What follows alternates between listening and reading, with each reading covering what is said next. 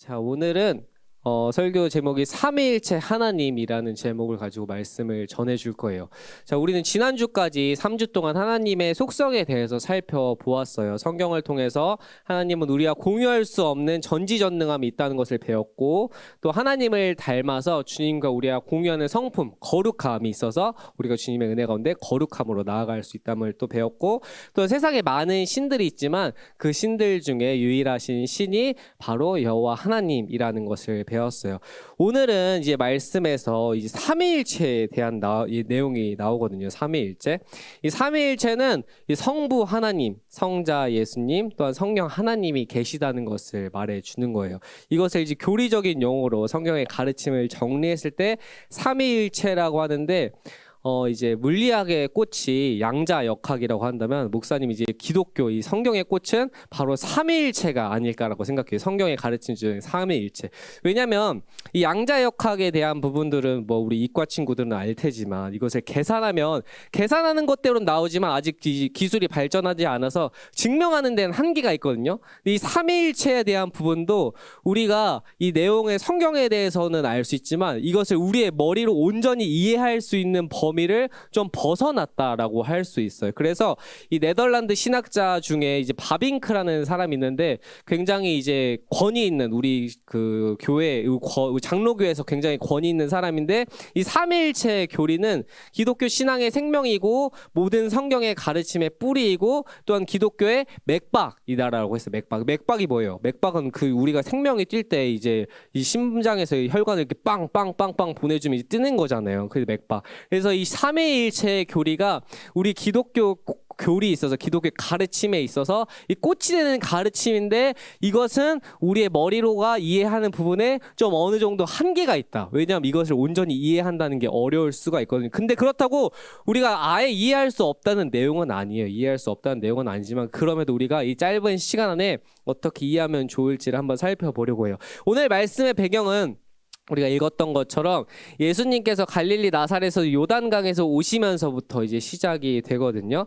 세례 요한이 요단강에서 사람들에게, 여러분, 그동안 우리가 주님을 믿지 않은 것에 대해서 회개하십시오. 천국이 가까이 왔습니다라고 얘기했어요. 이 세례 요한이 누구냐면, 우리가 겨울 수련 때 보았던 것처럼 이 사가랴와 마리아를 우리가 비교했잖아요. 이 사가랴와 엘리사벳이 낳았을 때, 잉태하였을 때 아이가 바로 이 세례 요한이에요. 세례 요한은 예수님이 오기 전에, 예수님이 이제 우리의 왕인데 예수님이 오시기 전에 온 마지막 선지자라고 얘기해요. 이 세례 요한은 사람들에게 회개하라, 천국이 가까웠어요. 곧 예수님이 오실 거니까, 우리 메시아 구원자가 오실 것이니까 우리가 회개해야 된다. 그분 앞에 나아가서는 우리가 죄인임을 회개해야 하고, 그리고 그분의 자녀가 되어야 한다을 선포했고, 그 일환으로 세례를 줬어요. 세례는 우리의 죄 씻음의 증표거든요. 표징. 그래서 여러분, 우리가 죄를 씻음 받아야 되고 주님 앞에 자녀로 나아가야 돼요 라고 선포를 했고, 사람들이 이 말을 듣고 굉장히 많이 주님 앞에 나아왔어요. 그러니까 하나님의 자녀가 됐어요. 왜냐하면 곧 메시아가 온다고 했고, 메시아가 오시면, 구원자가 오시면 이 땅에 이제 모든 사람들이 다시금 하나님의 자녀라고 될 거라고 생각했기 때문에, 그래? 주님이 메시아가 곧 다시 온다고? 내가 그러면은 죄를 사함 받아야겠다라고 생각해서 굉장히 세례 요한에게 많이 나오게 됐고, 그것을 위해서 죄 씻음을 받고 내가 주님의 자녀라는 표징 징표로 세례를 받게 되었어요. 그래서 세례 요한이 그러한 사역들을 많이 하게 되었죠. 그리고 예수님도 이 세례 요한에게 나와서 세례를 받았어요. 근데 아까 말했던 것처럼 세례는 죄 씻음을 나타내는 이제 증표거든요. 근데 예수님은 죄가 없으신 분이잖아요. 왜냐하면 성령님을 통해서 이 땅에 오시게 되었으니까. 그런데 예수님이 세례를 받은 이유에 대해서 설명을 하자면 굉장히 많은 시간이 필요하지만, 그냥 쉽게 설명하자면, 예수님의 세례를 받은 이유는 죄를 씻기 위해서가 아니고 우리를 대신해서 죽기 위해서 우리의 죄를 대신 가져가기 위한 하나의 표징이라고 할 수 있어요. 그 예시. 왜냐면 옛날 구약 시대 때 목사님이 한번 설명해 줬던 적이 있었던 것 같은데, 유년부 때 했던지 고등부 때 했던지 기억이 안 나는데 설명을 했었던 적이 있는데, 그 구약 시대 때는 제사장들이 우리가 죄를 지으면 이 번제라는 걸 드리거든요. 이 동물을 잡아서 태워서 드리는. 근데 그때 내 죄를 이 동물에게, 뭐 비둘기나 뭐 염소나 소에게 대신 대제사장이 기도를 해서 그 죄를 이 동물에게 넘겨요. 그래서 동물에게 넘긴 다음에 내 죄가 이 동물에게 갖고 이 동물을 죽인 다음에 하나님께 올려서 드리는 거거든요. 그럼 내 죄가 사라지게 받으시게 되는 거예요. 예수님의 세례도 이러한 의미로 받게 된 거예요.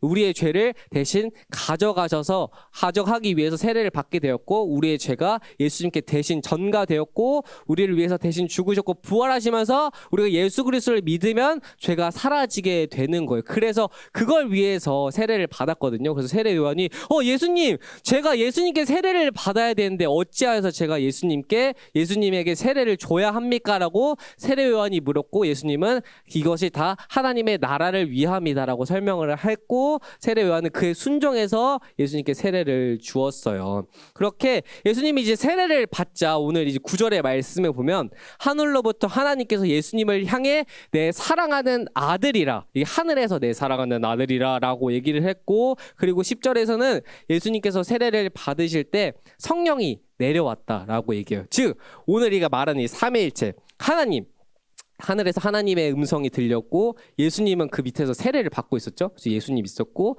또한 성령님이 비둘기같이 내려왔다고 해서 성부, 성자, 성령, 이 세 명이 다 등장해요. 세 명. 이게 삼위일체인데, 오늘 말씀에서 하나님, 예수님, 성령님이 모두 다 등장하는데, 하나님의 신격에 이제 세 가지 위격이 있다라고 얘기하는데, 쉽게 설명해서 위격은 뭐냐면 의지를 가지고 생각하고 행동하는 존재. 이 영어 번역에서는 이걸 person이라고 해석하거든요. 그러니까 세 가지 사람이라고 생각할 수 있죠. 사람.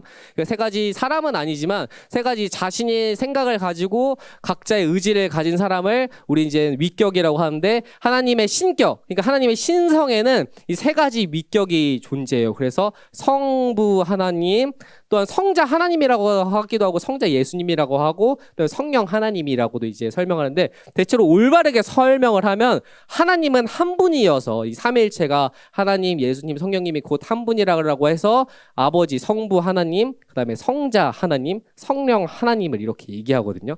이 세 분이 곧 한 하나님이시고 본체시다라는 거예요. 그리고 그분의 영광과 능력이 동일하다. 근데 이제 여기서 어려움이 생기죠. 왜 하나님이 있고 예수님이 있고 성령님이 있는데 왜 이분이 한 분이냐라는 이제 우리의 이해가 벗어나는 이제 딱 이제 도달하게 되거든요. 그래서 이 부분이 조금 어려울 수 있는데, 이것은 온전히 이제 이해하기가 어려워. 왜냐하면 이 신학자들도 이 삼위일체를 온전히 이해했다는 것은 잘못된 것이다라고도 말할 정도로 삼위일체의 가르침을 우리가 온전히 이해할 수 없지만, 그럼에도 이 삼위일체의 가르침이 있다는 것은 성경에 나와 있거든요. 성경에도 동일하게 나와 있어요. 신약에는 이제 조금 이제 설명을 해줄 텐데, 이 부분에 대한 거는 이제 여름 수련회나 이렇게 날을 잡아서 특강하듯이 시간을 많이 필요하고, 또한 여러 가지 단계가 있지만 그래도 쉽게 간략하게 우리 친구들이 이해할 수 있는 범위 안에서 목사님이 최대한 이해를 돕기 위해 설명을 하자라면은, 이제 신약에서는 아까 보았던 것처럼 하나님이 오늘 등장했고, 본문에 또 예수님이 등장했고 성령님이 등장했잖아요. 이 세 분이 한 분인데, 그러면 이제 신약 성경에서는 이게 확실하게 나와요. 하나님, 예수님, 성령님. 근데 이 신약 성경에는 예수님이 오시고 나서는 이게 특별하게 확실하게 등장하는데, 이제 구약에서는 이 삼위일체가 나올까요? 구약에 예수님이 나와요, 안 나와요? 구약에 예수님 나와요, 안 나와요? 안 나오잖아요, 구약에는. 왜냐면 그래서 우리가 새로운 뉴 테스트먼트라고 해서 신약을 뉴 테스트먼트, 새로운 이제 약속이라고 하는데, 신약에서는 예수님이 등장하지 않아요. 아니, 구약에서는 신약에서 등장하는데 구약에서는 등장하지 않아요. 그러면 이제 생각이 들죠. 아니, 이 삼위일체가 기독교의 꽃인데 그럼 우리가 신약을 믿어야 할까? 신약만을. 왜냐면 구약엔 등장하지 않으니까. 근데 이제 구약에도 가장 처음에 하나님이 혼자 존재하지 않는다는 부분이 나오거든요. 가장 중요한 부분에 그게 나와요. 그게 어느 부분이냐면 바로 창세기 1장 26절의 말씀인데, 우리 말씀을 한번 보면 창세기 1장 26절의 말씀이요. 자, 목사님과 한 목소리 한번 읽어보도록 할게요. 앞에 PPT. 자, 시작. 하나님이 이르시되 우리의 형상을 따라 우리의 모양대로 우리가 사람을 만들고 그들로 바다의 물고기와 하늘의 새와 가축과 온 땅과 땅에 기는 모든 것을 다스리게 하자 하시고. 자, 이게 하나님이 이렇게 말씀을, 하나님이 세상을 창조하실 때 빛이 있으라 어둠 가운데 이제 말씀으로 창조를 하시면서 이제 다 모든 거를 창조하시다가 이제 사람을 창조할 때가 되었어요. 그때 이제 하나님이 말씀하셨어요. 하나님이 이르시되라는 말은 하나님이 이제 말씀하신 건데, 하나님이 말씀하시면서 그래, 내가 이제 내 다른 것들을 만들었으니까 이것을 관리할 수 있는 사람, 나의 형상을, 나의 성품을 닮은 사람을 만들어야겠다 하시면서 뭐라고 나왔냐면 하나님이 이르시되 할 때 뭐라고 나와요? 주어가 소유격이 뭐라고 나와요? 누구의 형상? 우리라고 나오죠. 우리는 한 명이에요, 두 명이에요, 여러 명이에요. 두 명이 이상, 한 명의 이상이 될 때 이제 우리라고 해요. 여기서부터 이제 삼위일체 개념이 시작이 돼요. 하나님이 혼자 있었던 분이 아니라는 것을 이 창조 때 설명을 하고 계시거든요. 그러니까 하나님이 말씀하시면서 우리의 형상이라는 것은 하나님의 형상이 아니고 우리의 형상이라고 얘기해요. 이 말인 즉슨 하나님이 이미 창세 전부터 하나님이 이 땅을 창조하면서부터 벌써 하나님은 이 세 분의 존재, 이 세 분의 존재로 계셨다는 거예요. 하나님이고 예수님이고 이 성령님인 존재가 있었고 그 성품을 따라서 하나님의 형상을 따라서 우리를 창조했다고 하신 거예요. 그래서 이것처럼 우리를 인간을 만드실 때 하나님께서는 우리의 형상대로라는 걸 얘기했거든요. 그러니까 하나님 창세전부터 우리의 개념, 하나님 그 다음에 예수님 성령님의 성품을 닮아서 거룩함과 또 하나님의 성령님이 있다는 것을 깨닫게 하기 위해서 하나님의 존재를 알려주기 위한 그 성품의 흔적을 우리의 삶 가운데서 이렇게 집어넣어 놓았는데 이것이 우리의 죄로 인해 깨어지게 되었고 예수님을 통해서 알 수 있다라고 했죠. 이것처럼 삼위일체의 개념이 벌써 하나님의 이 땅을 창조하실 때 사람을 만들 때 이렇게 나오고 있어요. 그리고 이 우리라는 개념이 하나님이 우리에 대해서라고 설명하는 부분이 이 창세기뿐만 아니라 또 우리가 선악과 죄를 지었을 때도 사람이 이제 선악과를 먹고 야 얘네 이제 어떻게 하면 좋아, 얘네 이제 죄를 지었는데 어떻게 하면 좋지라고 할 때 그때도 우리의 개념이 나오고 또한 바벨론 사건, 사람들이 노아의 홍수 시대로 이렇게 죽었다가 바벨론 탑을 쌓을 때 바벨론 탑 쌓는 것은 야 우리가 엄청 똑똑해져 보자, 우리가 하나님같이 똑똑해져 보자, 하나님이 저 위에 신이 위에 있으니까 우리가 저 위에 높이 치고 올라가 보자라고 했을 때도 죄를 지었을 때 우리가 저들을 흩어놓자라고 하고 또 뭐 이사야에서도 호세아에서도 이 우리라는 개념이 등장해. 하나님이 자신을 설명할 때 즉 이렇다는 것은 하나님께서 혼자 계시지 않고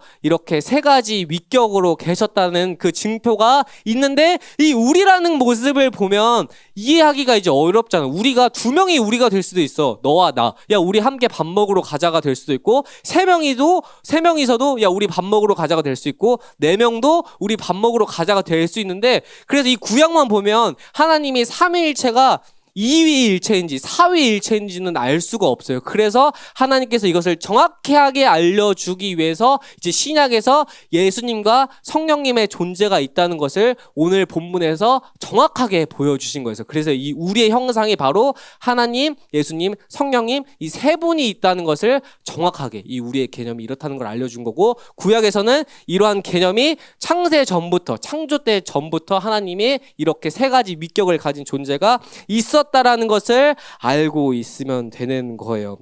근데 이제 세 가지 이제 위격을 가진 분, 이 위격은 자신의 생각과 의지를 가지면서 나아가는 분이라고 했는데 이것을 이제 각자 역할이 조금씩 달라요. 역할이 조금씩 다른데 하나님은 만물을 창조하시면서 주관하시는 분이고 예수님은 어떤 분이냐면 우리를 구원케 하시는 분이고 성령님은 예수님이 우리가 이제 믿음 가운데 나아갈 수 있도록 우리를 이 땅 가운데 돕는 분이거든요. 그래서 역할이 조금씩 다르지만 왜 이분을 하나라고 하냐면 신적 능력이 다 동일하게 똑같기 때문이에요. 똑같기. 그래서 그 하나의 개념이다라고 이제 설명을 할 수 있어요. 그래서 이제 우리가 그 성경의 교리를 설명할 때 함께 영원하며 같은 권능이 있어. 그러니까 같은 신적 능력이 있어. 한 분이라고 설명을 해요.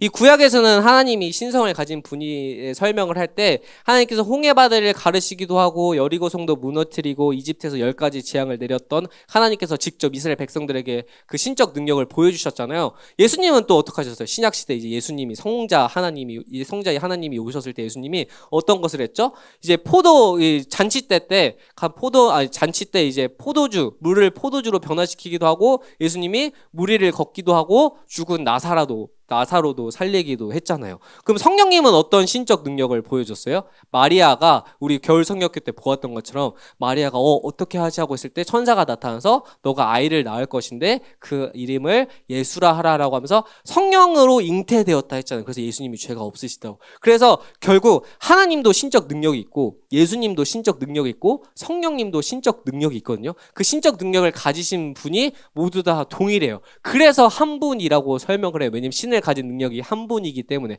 근데 왜 우리가 이제 어렵냐, 이걸 개념을 이해하기가 어렵냐라고 생각을 하냐면, 잘 봐. 우리의 인간적인 생각으로는 세 개는 물건으로 생각하죠. 개념에 대해서. 하나, 둘, 셋. 근데 이 세 개를 하나라고 하니까 어려워요. 근데 목사님 이전에 얘기했던 것처럼 하나님은 신이거든요. 신이고 창조주이고 모든 것을 알고 있고 전지전능한 분이에요. 근데 우리의 생각으로는 이 신의 개념을 온전하게 이해할 수가 없어요. 예전에 말했던 것처럼 우리가 숫자 1과 2를 셀 때 1, 2, 3, 4 이렇게 세잖아요. 우리는 숫자를 셀 때 1, 2, 3, 4 세는데 1과 2 사이에 숫자가 몇 개가 있는 줄 알아요?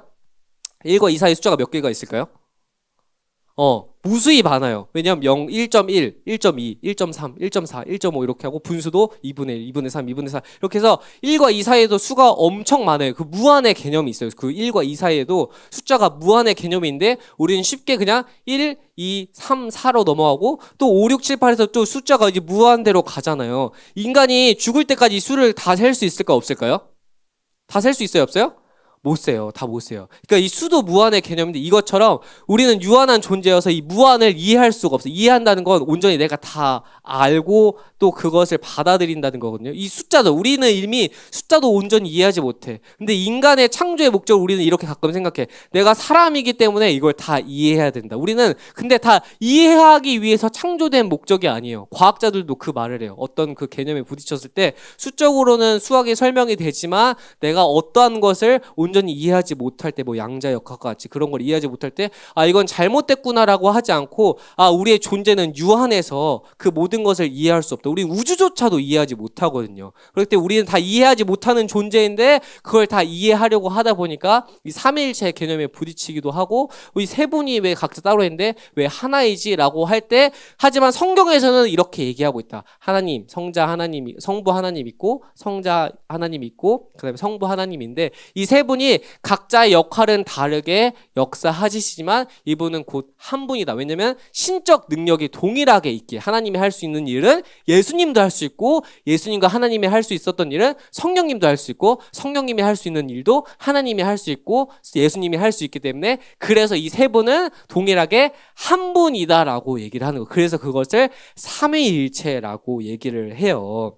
우리가 이렇게 삼위일체 개념을 온전히 알고 있어야 돼요. 왜냐면 이거 안에서 우리가 성경을 보다 보면 성자 이제 성부 하나님이 예수님을 보내셨잖아요. 왜냐면 우리가 아버지와 아들의 개념이 있으면은 누가 먼저예요? 누가 아버지와 아들이 있으면 누가 먼저야? 아버지가 먼저잖아요. 아버지가 있고 하나님이 예수님 마리아를 통해서 성령님을 통해서 예수님을 보냈죠. 그래서 예수님이 나의 아버지라고 하면 당연히 아버지가 있고 예수님이 있고 예수님이 승천하시면서 부활하시고 승천하시면서 우리에게 너네가 걱정하지 마라. 내가 너에게 누구를 보내주겠다고 해요? 성령님을 보내주겠다 하죠. 그래서 우리가 시간적인 순서로 보면 성부 하나님 있고 예수님 있고 성령님이 있기 때문에 이게 시간적인 순서로 하나님이 대빵이구나라고 생각을 하거든. 근데 아까 말했던 것처럼 하나님이 우리의 형상이라고 얘기했죠. 사람을 창조하기 전에. 하나님은 우리는 인간적인 유한적인 존재여서 태어나면서부터 죽을 때까지 시간의 개념에 들어와 살아요. 시간은 지금도 계속 가고 있죠. 근데 지금 우리가 이 시간의 순서에서 자, 지금을 한번 찍어보세요 하면 지금 찍을 수 있어요, 없어요? 자, 지금. 우리는 무조건 과거 아니면 미래에 살고 있거든요. 과거 아니면 미래. 현재는 없어. 사실상 시간의 개념으로는. 우리에게 현재는 존재하지 않아. 과거 아니면은 미래뿐이야. 현재는 정확히 찝을 수가 없기 때문에. 근데 우리가 이 인간은 시간적인 개념에 살고 있기 때문에 하나님, 예수님, 성령님을 이 시간적인 개념으로 이해하다 보니까 이 세 분은 각자 다르게 있고 이분을 한 분이라고 생각할 수가 없는 거예요. 시간의 생각에 흐름에 따라 살기 때문에. 근데 하나님은 이 시간이 있기 전부터 빛이 있으라라고 이 세상을 창조하기 전부터 있었던 존재이고, 이 존재가 세 분으로서 존재했기 때문에 우리가 그래서 온전히 이해하지 못하는 어려움이 부딪히는 거예요. 시간의 개념이 살다 보니까 이건 우리가 당연하다고 생각하기 때문에. 그래서 그 어려움이 있지만, 그럼에도 하나님은 이 세 분으로 존재하고 이 세 분은 동일하신 분이다라는 것을 알고 있습니다. 그게 바로 삼위일체의 개념이에요. 이것만 알고 있으면 우리가 이제 어딜 가서도 흔들리지 않는 그 개념이 있는 거예요. 삼위일체의 개념. 그래서 똑같은 분이고, 이단들은 항상 이 삼위일체를 건드리거든요. 아니야, 성령님은 이후에 온 사람이기 때문에 성령님보단 다른 것을, 예수님이 더 우선이야, 그래서 예수 그리스도만 믿으면 돼라고 하는 이단들도 있고, 예수님이 이전에 하나님 아버지가 있었잖아, 하나님만 믿으면 돼, 예수님은 그저 따라오신 존재야, 성령님도 그저 따라온 존재야. 왜냐면 하나님과 예수님을 보낸 사람이 성령님이기 때문에 하나님이 가장 우선이야라고 하는 이단들도 있어요. 근데 말했던 것처럼 똑같다. 하나님과 성령님과 그 예수님은 이미 창세전부터 있었던 존재이고, 우리가 시간의 흐름에 살다 보니까 그 순서, 아버지, 아들, 성령님의 순서로 생각해서 그분을 따르다고 생각하지만 그 신적 능력이 동일하기 때문에, 왜냐하면 성령님이 할 수 있는 일도 하나님이 할 수 있고, 예수님이 할 수 있는 일도 성령님이 할 수 있기 때문에 그 신적 능력은 동일하기 때문에 이 세 분은 하나이다라는 것을 온전히 알고 있으면 그 삼위일체의 개념이 있는 거고, 우리가 그것을 위해서 깨닫는다면 우리의 이제 믿음이 더욱 더 자라날 수 있게 돼요. 우리가 이 개념을 온전히 이해하고 있잖아요. 그럼 이제 성경책을 볼 때, 구약을 볼 때도 신약을 볼 때도 이 삼위일체 개념을 조금씩 이해할 수가 있어요. 그 부분에 대해서 이 개념을 온전히 이해하고 있으면 우리가 이번에 신약 성경을 읽을 때도, 또는 구약 성경을 읽을 때도, 아, 이래서 하나님이 이렇게 삼위로 창조를 하셨고 역사하시는구나라는 것을 이해할 수 있어요. 우리 친구들이 이 개념을 꼭 잘 알았으면 좋겠어요. 어렵지만 이렇다는 것을, 이 개념을 이해하고 이 부분에 대해서 계속 묵상하고 또 성경을 읽은다면 더욱더 주님 앞에 나아갈 수 있는 우리의 자녀가 될 수 있을 거예요. 하나님을 더 정확하게 인식하면 인식할수록 성령님이 우리를 도와주시기 때문이에요. 그러니까 성부 하나님, 성자 하나님, 성령 하나님은 각자의 위격에서 똑같은 신적 능력으로 역사하시는 분이고, 이것을 우리는 삼위일체라고 얘기해요. 이 세상을 창조하시고 우리를 구원하시고 역사하시는 성부 하나님이 계시고, 또한 이 땅에 오셔서 우리를 위해 십자가에 달려 돌아가시고 피 흘리며 죽으실까지 우리를 사랑해 주시는 성자 하나님, 즉 예수님이 계시고, 이 시간에도 변함없이 우리 가운데 임하셔서 우리를 깨닫게 하시고 말씀을 통해 회개하며 주님 앞에 나아오시는 분이 바로 성령 하나님이 있기 때문에 우리가 이 자리에 나올 수 있는 거예요. 성령 하나님의 증거가, 우리 친구들이, 우리 여러분들이 예배에 나왔다는 건 성령님께서 도와주시기 때문에 가능한 거거든요. 그래서 이것처럼 성자 하나님, 성부 하나님, 성령 하나님이 지금 이 순간에도 우리 예배 가운데도 함께하고 계신다. 우리 삶 속에서도. 그래서 그것을 기억하며 나아가면, 또한 그것을 위해서 기도하고 나가면 그 풍성함을 더 많이 누릴 수 있을 거라고 생각해요. 어렵지만 그래도 말씀을 통해서 또 묵상하다 보면 이 깨달음을 갖게 될 거예요. 왜냐면 말씀은 비밀에 쌓여 있지만 그럼에도 알아가려고 할 때 성령님께서 도와주신다고 말씀하셨거든요. 그래서 우리 친구들이 꼭 그것을 위해서 풍성한 은혜를 더 많이 누리는 우리 고등부 공동체 여러분이 되길 주님의 이름으로 소망할게요. 알겠죠? 자, 너무 어려운 개념이었지만 그럼에도 잘 이해하고 나아가는 우리 친구들이 되길 소망할게요. 제가 말씀을 위해서 잠시 기도하도록 할게요. 기도하겠습니다.